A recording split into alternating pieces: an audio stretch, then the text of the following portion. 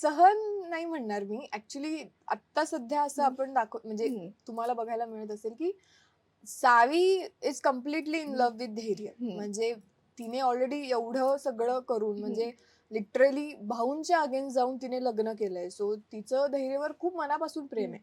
So हे ती जे काही करते ती हं, धैर्यासाठी करते, की म्हणजे सगळ्यांच्याच हं, आयुष्यात असं घडतं, की आपण किती आपला स्वभाव वेगळा असला तरी आपल्या आयुष्यात एखादा व्यक्ती येतो, येस. ज्याच्यावर आपण खूप मनापासून प्रेम करतो आणि मग आपसुकच आपल्याकडनं अशा गोष्टी घडतात, की ज्याचं आपण कधी एक्सपेक्ट केलं नव्हतं, की यार मी आयुष्यात कधीतरी असं पण करेल. हं, पण त्या माणसासाठी आपल्याला त्या गोष्टी सगळ्या कराव्या लागतात. सो आता सध्या सावी या झोनमध्ये आहे, की हं, यार कितीही झालं कारण तिच्या समोर तर धैर्याने सगळ्या गोष्टी हं, केल्या. म्हणजे अगदी स्वतःच्या घरी अगेन्स्ट जाऊन हं, भाऊंकडे आला, तिथे हं, राहिला, हं, कामं केली किंवा माझ्या म्हणजे सावीशी लग्न करायचं म्हणून त्याने खूप काही एफर्ट्स घेतले.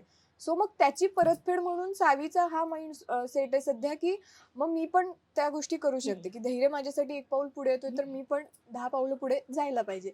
सो त्यामुळे सध्या सावी त्या झोनमध्ये आणि हं. म्हणून त्या सगळ्या गोष्टी ती करतीये.